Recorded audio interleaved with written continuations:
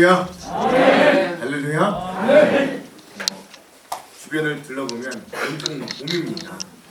봄은 또 생명이 시작되어지고 또 생명이 활기찬 그런 계절인데, 오늘 우리의 삶이, 오늘 우리의 믿음이, 또 오늘 이 말씀 가운데 거하는 우리의 심령이 그렇게 봄 기운과 같이 새롭게 일어나고 살아나고 또 새 힘을 얻는 귀한 시간 되기를 주님의 이름으로 축원드립니다.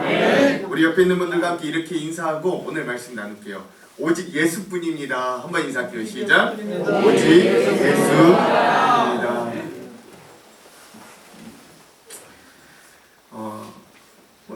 또 오랜만에 우리 다시 사도신경에 대한 말씀의 은혜를 좀 나누고자 합니다. 제가 신학교를 다니면서 들었던 가장 충격적인 질문 중에 하나를 꼽으라면 오늘 말씀의 제목이라고 할 수 있겠습니다. 왜 꼭 예수여야만 하는가? 왜 꼭 예수여야만 하는가? 이런 질문입니다. 이 질문은 저희의 동기와의 대화 중에 들었던 질문입니다. 평소에 그 친구는 사회 변혁에 굉장히 아주 큰 관심을 가지고 있었습니다. 그러니까 우리나라, 우리 이 정부 또는 우리가 살고 있는 이 사회가 어떻게 하면 좀 더 정의로워질 수 있는가, 어떻게 하면 더 사람답게 살 수 있는가, 이런 것들에 굉장히 관심이 많았던 친구였어요. 거기다가 그 친구는 머리도 상당히 똑똑했어요. 항상 성적은 상위권을 달리던 친구였습니다. 그리고 인품으로 볼 때도 참 성실하고 정직한 친구였습니다. 그래서 저는 그 친구가 참으로 마음에 들었습니다. 그래서 그 친구와 함께 어울리고 밥도 같이 먹고 수업도 거의 같이 들을 때가 많았습니다. 어느 날 점심을 같이 먹고 난 이후에 이 친구와 이제 점심을 먹고 자판기에서 커피 한 잔씩을 뽑아서 이제 저희 학교 내에 있는 그 공원에 벤치에 앉아서 얘기를 했던 때였습니다. 지금 와서 기억해 보니까 지금과 같은 봄이었던 것 같아요. 서로 이런저런 이야기를 하다가 그 친구가 뜬금없이 갑자기 이렇게 질문하는 것이었습니다. 근데 왜 꼭 예수여야만 하지? 이런 질문을 하는 것. 사실 성경엔 예수 없어도 정의와 공의를 따르라는 정신이 충만하게 녹여들어 있고, 예수 없어도 사랑하라고 끊임없이 오늘 우리들에게 이야기하고, 예수 없어도 고아와 과부와 나그네어를 돕고 노예를 풀어주라 하였고, 예수 없어도 악에서 벗어나라 끊임없이 이야기하는데, 그래서 기독교 정신은 그 예수 없어도 충분히 선하고 정의롭고 좋을 수 있는데, 마치 예수 천국 불신 지옥과 같이 독선적으로밖에 보이지 않는 그 예수 고집을 끝까지 해야 되는 이유가 뭐냐는 거예요. 저는 그 질문에 좀 충격을 많이 받았습니다. 그리고 마음 가운데 그런 마음이 들어요. 도대체 이 친구는 왜 신학교에 왔는가? 그리고 도대체 이 친구가 생각하는 구원이라는 것은 과연 무엇인가? 라는 질문을 되뇌이게 되었습니다. 근데 생각해보면 여러분, 우리 기독교 신앙이 이 땅에 생긴 이래, 교회가 생긴 2000년 이래로 이러한 질문과 도전은 우리에게 꾸준히 다가왔어요.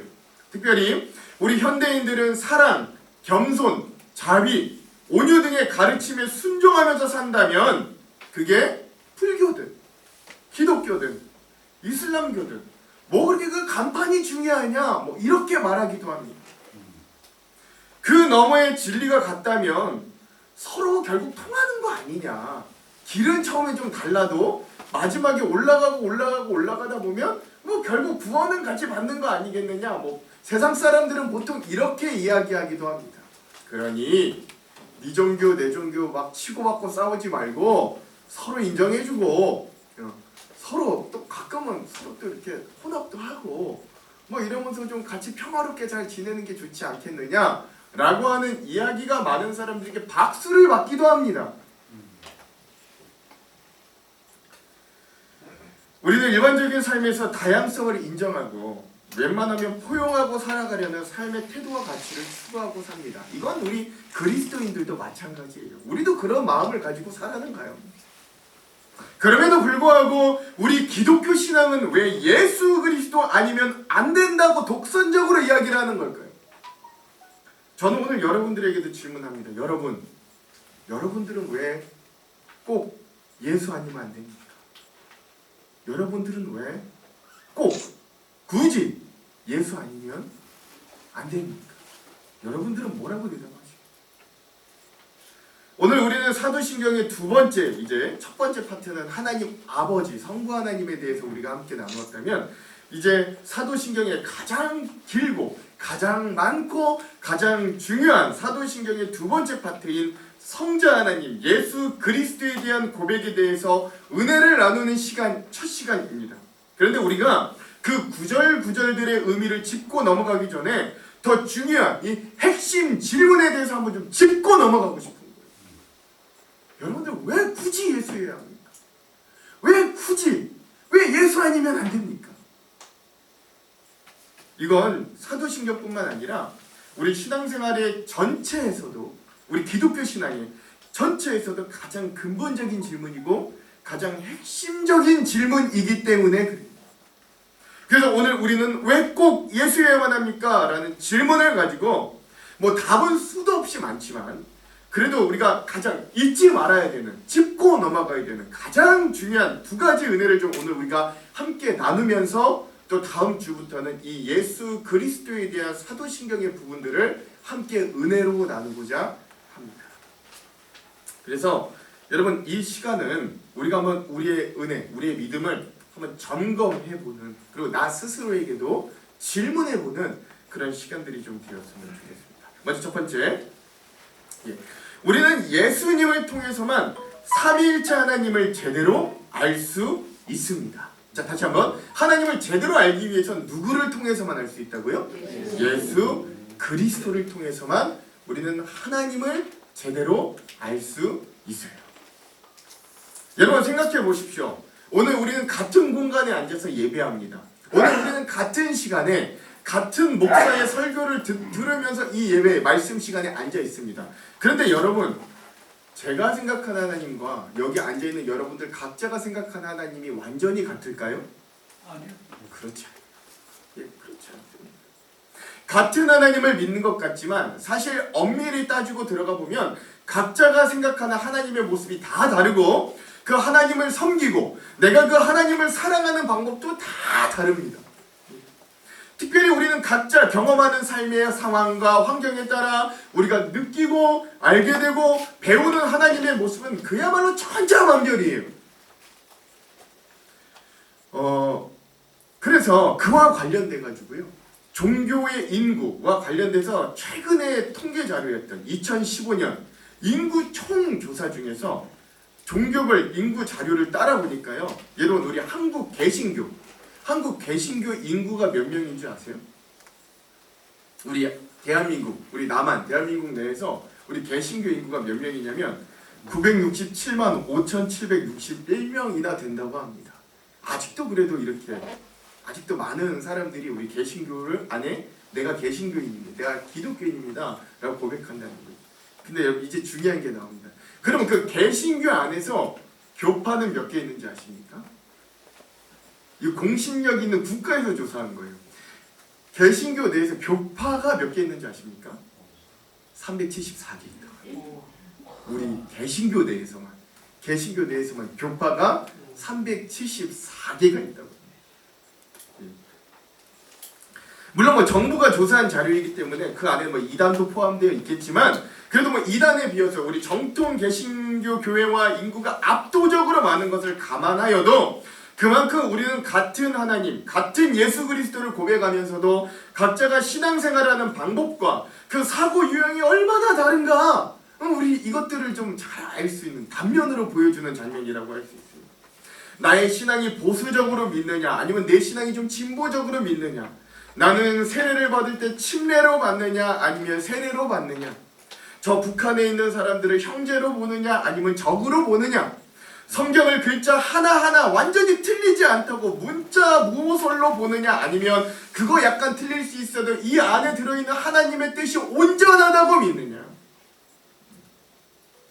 담배와 술을 해도 된다고 생각하는가, 아니면 담배와 술을 하면 안 된다고 여기는가, 뭐 등등등등등등등등등등등등등, 이런 수많은 다른 관점에 따라 개신교 내에서도 장로회, 근데 이 장로회에 대해서도 예장, 기장, 통합, 합동, 백서 등등등등등 장로교면 170여 개로 나뉘어집니다. 순복음, 감리교, 침례교, 성결교 뭐 등등등등등등 교파만 374개라고 이야기합니다. 생각보다 엄청 분열돼 있지. 좀 아이러니하지 않습니까? 우리가 알기로는 예수 그리스도의 십자가는 둘이 된 것을 어떻게 한다 그랬어요? 하나가 되게 하신다고 하셨는데, 우리 기독교는 왜 이렇게 분열돼 있나? 그렇죠? 또 되게 이거 현실은 되게 이율배반적이다라고 여겨질 수도 있어요. 근데 또 한편 생각해 보면, 그럼에도 불구하고 우리 개신교 내에서만 374개의 교단으로 나눠져 있지만, 그럼에도 우리가 생각보다 다르지 않은 하나님을 고백하고 예수 그리스도의 십자가를 가장 중요한 기치로 내걸고 그의 죽으심과 부활을 신앙의 핵심으로 고백하는 그리스도인이라는 큰 범주 안에서는, 또 우리가 교단은 달라도 좀 약간 생각은 달라도 그들도 교회, 그들도 그리스도인, 우리가 한국교회라는 큰 공동체 안에 함께 속해 있다는 동지의식도 함께 가지고 있음을 우리는 또 기억할 수 있습니다. 이게 어떻게 가능할까요? 이게 어떻게 가능할까요? 저는 그 힘이 바로 우리 개신교인 모두가 인정하고 사랑하고 기준으로 삼는 이 성경에 있다고 여깁니다.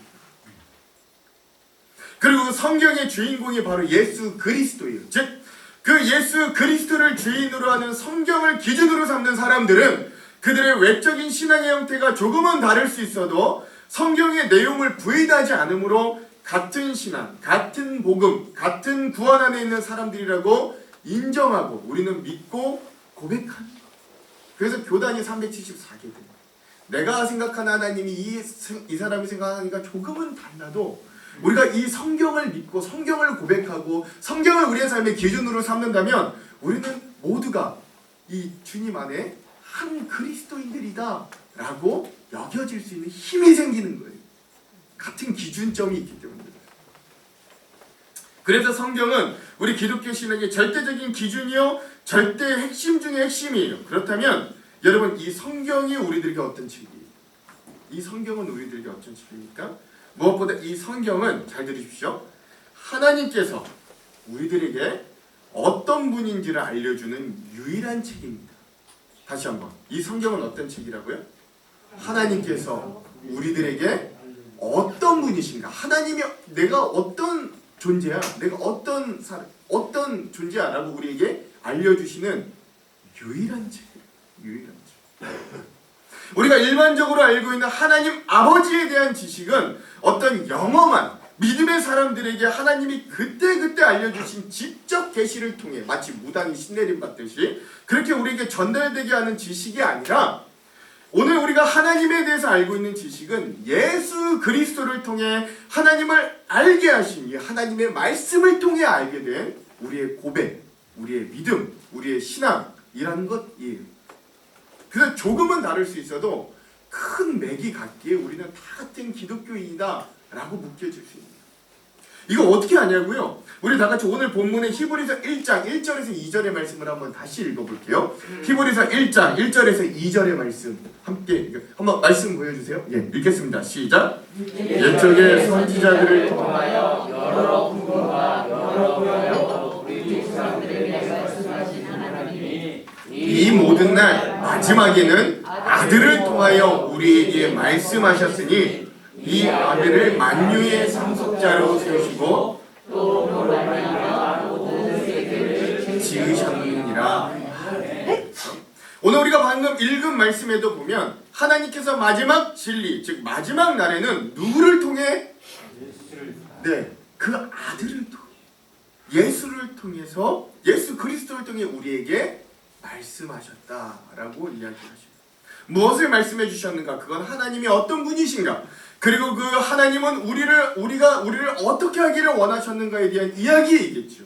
그래서 예수님을 통해 우리는 하나님께서 우리의 아버지 되심을 알게 되었고, 우리는 자신의 몸을 던진 예수 그리스도의 십자가 사건을 통해 자신을 던져 죄인을 사랑하신 하나님의 사랑이 확증되었음을 알게 되었고, 하나님께서 이 세상에 가지고 계신 의지와 뜻은 이 세상이 죄로 말미암아 멸망되는 것이 아니라 오히려 그 아들을 믿어 구원을 얻고 영원한 생명을 가지게 되는 것임을 우리는 성경을 통해, 말씀을 통해, 예수 그리스도를 통해 그 하나님의 뜻을, 하나님의 의지를, 그 하나님이 어떤 속성을 가지고 계신 분인가를 알게 되었다라고 하는 것입니다.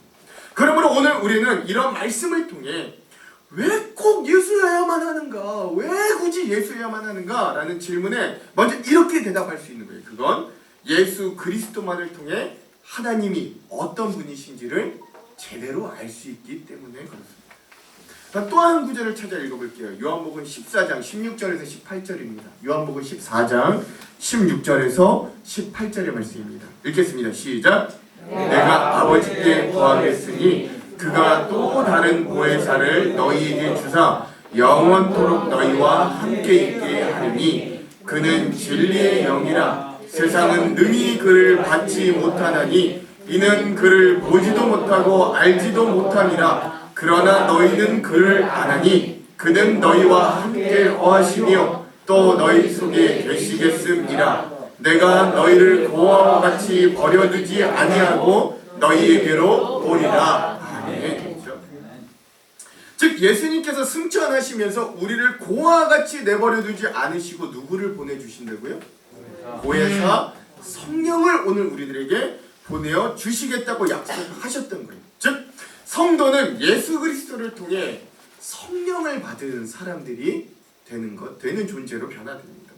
그러므로 예수 그리스도를 통해 우리는 성령을 받고 그 성령의 인도하심을 받아 권능을 가진 신앙인들로 변화됩니다. 그러므로 오늘 우리는 이런 말씀을 통해 왜 꼭 예수 그리스도여야 하는가? 라는 질문의 둘째로 예수 그리스도를 통해 우리는 성령님과 동행할 수 있기 때문에 그래요. 여러분, 여러분의 믿음의 시초가 여러분들의 어떤 의지로 시작되었다고 생각하십니까? 말도 안 돼요. 우리가 이성적으로 생각해 보십시오. 어떻게 이런 허무맹랑한 이야기를 우리가 믿을 수 있겠어요? 어떻게 2000년 전에 저 십자가의 사건이 오늘 나의 사건으로 우리가 믿어지게 될 수 있겠어요?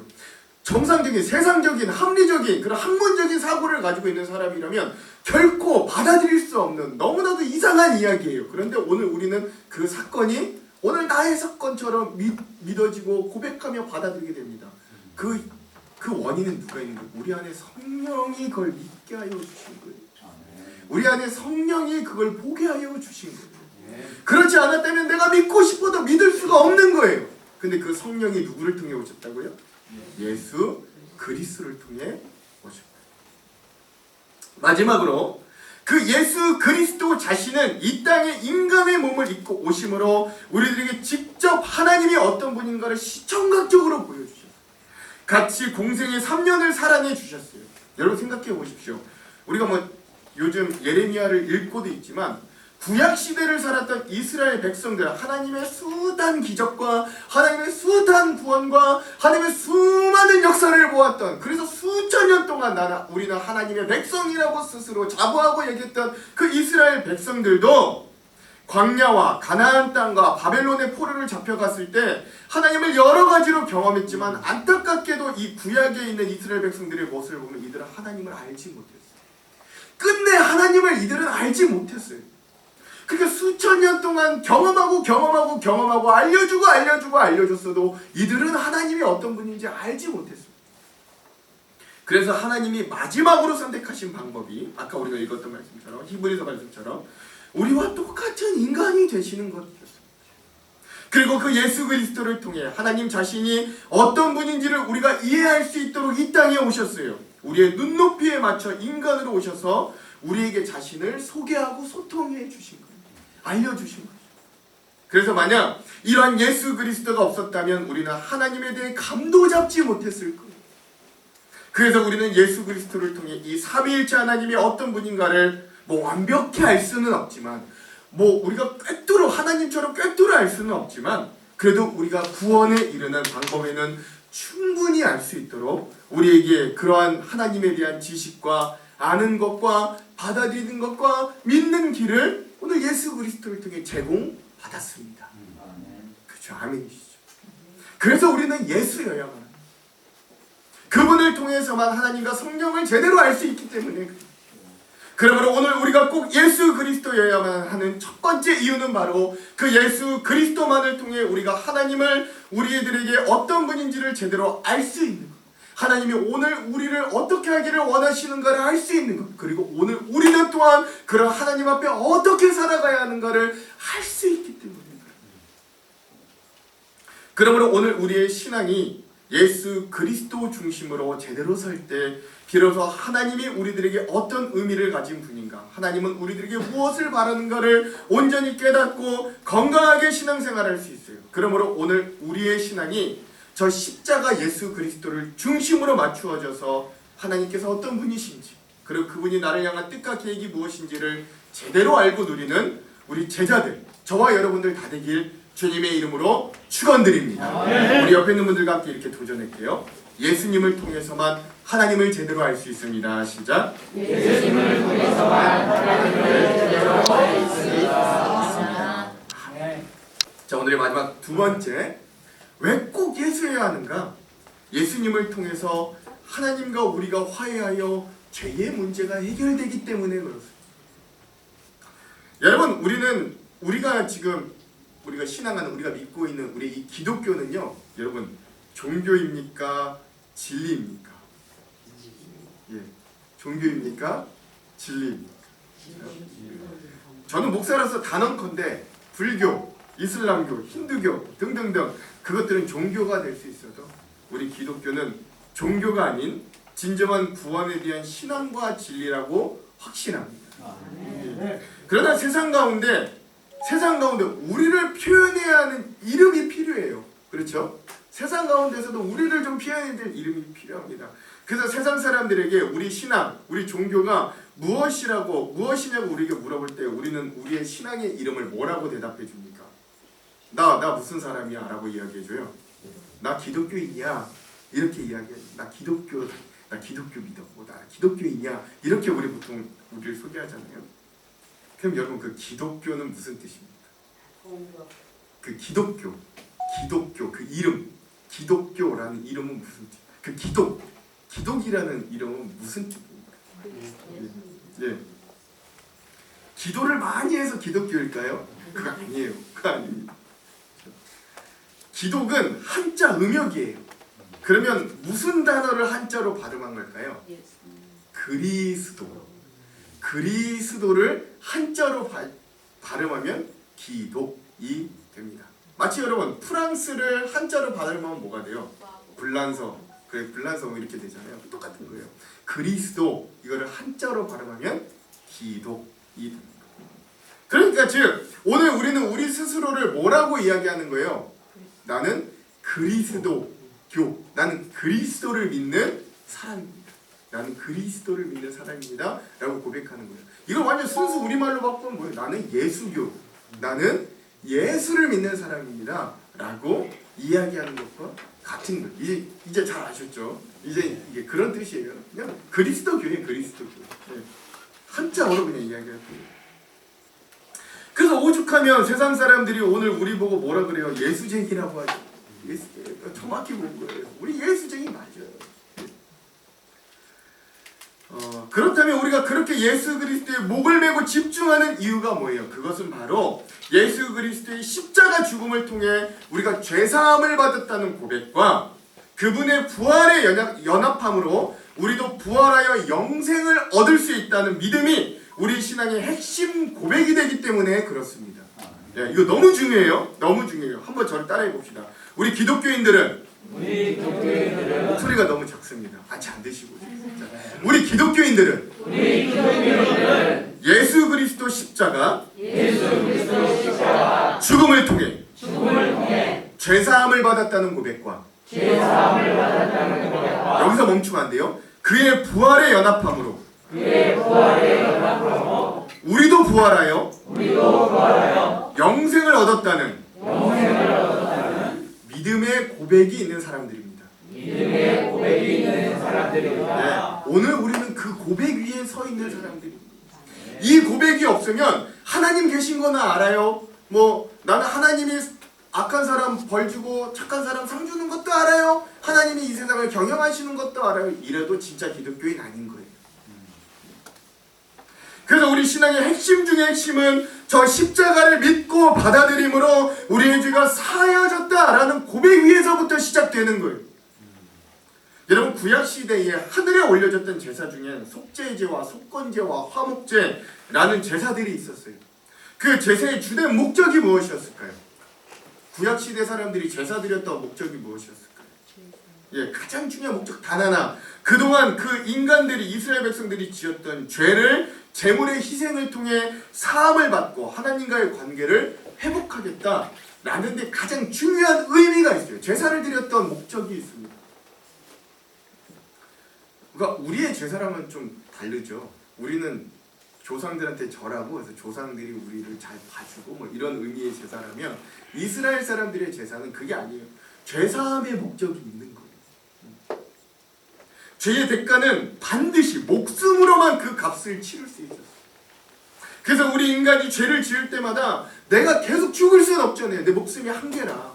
그러니 대신 각자의 형편에 맞는 짐승, 즉 소나 양들을 잡아서 그 피를 제단에 뿌리고, 생명을 상징하는 피를 그 제단에 뿌리고, 내장, 콩팥, 간 등은 제단에 불살랐어요.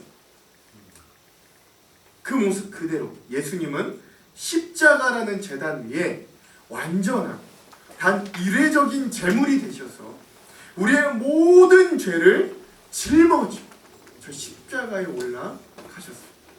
그 십자가에서 우리의 과거의 죄, 현재의 죄, 그리고 미래의 죄까지 모두 짊어지고 죄가 없는 완전한 제물이 되셔서 그 모든 죄를 자신의 목숨으로 대속하여 사하여 주셨습니다.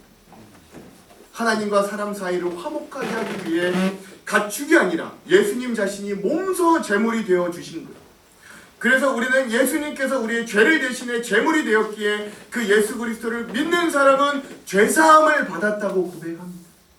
이것이 오늘 우리 복음의 핵심 요체요, 우리 기독교 신앙의 꽃이라고 할 수 있어요. 그래서 교회들마다 이 십자가를 이 앞에 매달아 놓는 이유가 이것들을 보며 그걸 기억하라는 거예요. 그러나 이 대목에서 물음을 던지는 이들이 많습니다. 나도 그렇게 믿고 싶은데 아무리 노력해도 그게 믿어지지가 않는다. 그런 이들은 2000년 전 예수의 죽음과 나의 죄 사이에 어떤 연결고리를 도통 찾을 수가 없다고 이야기하게 돼요. 예수의 죽음으로 인해 어째서 나의 죄가 사해지는가? 더구나 믿기만 하면 그 죄가 사함을 받는다니, 이건 또 무슨 마케팅인가? 그건 예수천국 불신지옥과 과연 뭐가 다른가? 그냥 믿기만 하면 죄사함은 자동으로 주어지는 건가? 그건 티켓인가? 난 도저히 받아들여지지 않는다. 그렇게 하소연하는 이들을 종종 만나기도 합니다. 또 한편 더 문제는 우리 이 신앙 교회 공동체 안에 이러한 죄사함의 사건을 기계적으로 받아들이는 사람들이 있다는 거예요. 난 교회를 다니고 죄를 지키고 11조도 꼬박꼬박하고 예수도 믿습니다. 저는 여기서 믿습니다라는 단어, 믿는다고 인정하지 않습니다. 십자가에서 예수님이 나의 죄를 대신 짊어지고 돌아가셨음을, 죽으셨음을 믿습니다. 근데 저는 엄밀히 이야기하자면 알고 있습니다. 저는 이렇게 받아들여요. 그러니 나는 이미 죄사함을 받았습니다. 난 예수님 믿으니까. 이런 사람들은 큰 고민 없이 마치 이제 내가 천국행 티켓을 이미 쥐어졌다고 여기며 신앙생활하기가 일쑤입니다. 저는 위에 두 가지 사례를 통해 우리가 꼭 예수여야만 하는가? 라는 질문에 자꾸 회의감을 들게 하는 가장 큰 두 이유가 바로 거기에 있다라고 여러분들과 나누고 싶어요. 그러나 예수 그리스도를 통해 내가 죄사함을 받았다는 건 공짜 천국 티켓을 받았다는 걸 의미하는 게 아니에요. 우리가 예배당에 매 주일날 와가지고 그 공짜 티켓 기억 하나도 안 하고 살다가 주일날 요 자리에 와가지고 공짜 티켓 이거 꺼내보는 시간이 아니에요. 이 시간은 그런 거 아니라 우리 믿음의 요체는 그런 게 아니에요. 내가 진짜 예수 그리스도를 통해 죄사함을 받았다라는 의미, 내가 진짜 그걸 아는 것을 넘어서서 진짜 받아들이고 영접하고 믿었다라는 의미는, 오히려 그 예수 그리스도를 통해 내가 죄사함 받았다는 건 내 죄에 대해 내가 책임지는 건 죽음밖에 없는데, 사실 나는 나의 능력만으로는 저 하나님과의 관계를 회복할 수 없다라는 걸 철저히 고백하는 데에서부터 시작되는 고백입니다. 그래서 대속이 아니고서는, 예수님이 대신 내 죄를 위해 죽지 않고서는 내 문제가 해결될 수 없다라는 고백이 거기에 같이 끼어 있을 수밖에 없는 거예요.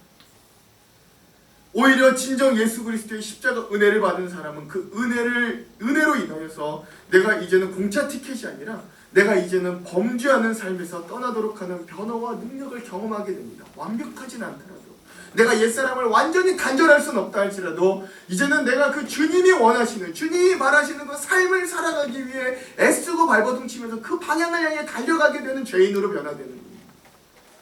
하나님을 인정하지 않고 그분을 사랑하지 않는 삶이 얼마나 비참한지를 깨닫게 되는 인생으로 변화되는 게 저 십자가의 죄사함을 받아들이는 인생이 되는 거예요. 그리고 다시는 그 옛사람으로 돌아가지 않도록 하는 그런 선한 도전이 항상 내 삶에 있는 것들. 그래서 예전에는 하나도 불편하지 않았던 것들이 이제는 사사건건 불편해지는 거예요. 야, 예수님 보시면, 이거 하나님 보시면 이제 안 기뻐하실 텐데. 처음엔 너무 불편해지고 불편한 게 너무나도 많아지는 거예요. 근데 그게 진짜 예수 그리스도의 십자가를 통해 죄사함 받았다는 사람들의 진짜 변화와 고백인 거예요. 아멘. 그래서 그 주님의 대속이 예수 그리스도의 이제 십자가의 대속이 아니고서는 결코 용서받을 수 없는 나 스스로와 그 삶을 되새기며 내가 다시는 그 반대쪽으로 돌아가지 않고 주님을 향해 항상 나아가는 삶을 살리라, 변화하고 그렇게 성숙하고 그러한 삶을 살아가는, 넘어졌다 일어나고 넘어졌다 일어나는 그 삶이 반복되어지는 삶으로 변화되는 것이 오늘 예수 그리스도의 십자가의 죄사함을 받아들이는 사람들의 진짜 모습입니다. 이건 아는 것과는 차원이 달라요. 그래서 진정 나로는 안 되는구나 처절히 깨닫고 예수 그리스도의 은혜 가운데 살아가는 사람으로 변화되는 것이 바로 우리 신앙의 건강한 변화와 은혜 체험이라고 할 수 있어요. 그래서 진정 저 십자가와 대면한 사람은 예수 아니면 안 되는구나 절로 고백할 수밖에 없는 거예요. 근데 여러분 그거 그냥 공짜 티켓이면요, 이거 그냥 공짜 티켓이면 예수 말고도 대안이 너무 많아요. 공짜 티켓 하나 그냥 보험으로 들고 있을 뿐인가. 오늘 이러한 고백과 이러한 은혜가 저와 여러분들 위해 충만히 임하게. 아멘. 그래서 예수 아니면 안 돼요. 네, 정말 예수 아니면 안 돼요.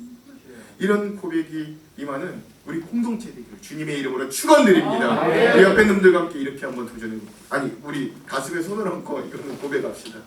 나는 예수님 아니면 안 됩니다.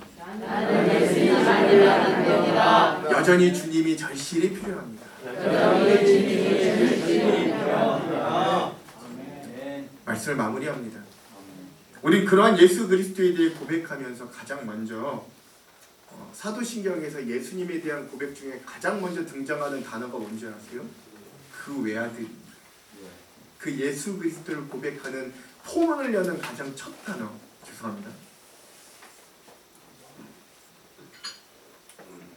첫 단어.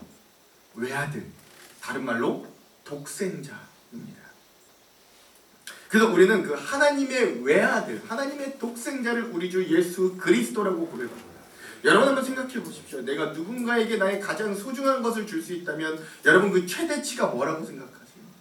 여러분은 내가 다른 이들 위해 내 것을 줄 수 있는데 그 최대치가 여러분은 어디까지라고 보통 한계 지으십니까?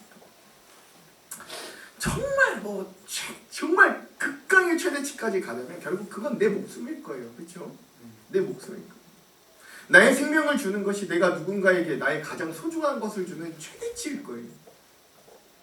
그런데 그걸 넘어서는 유일한 것이 하나 있어요. 사실 우리 인간들에게 현실적으로 불가능하기도 한 건데 그건 바로 내 자녀를 주는 거예요. 나를 주면 좋지. 내 생명을 주면 좋지. 내 새끼는 못 줘요. 내 자녀는 못 준다.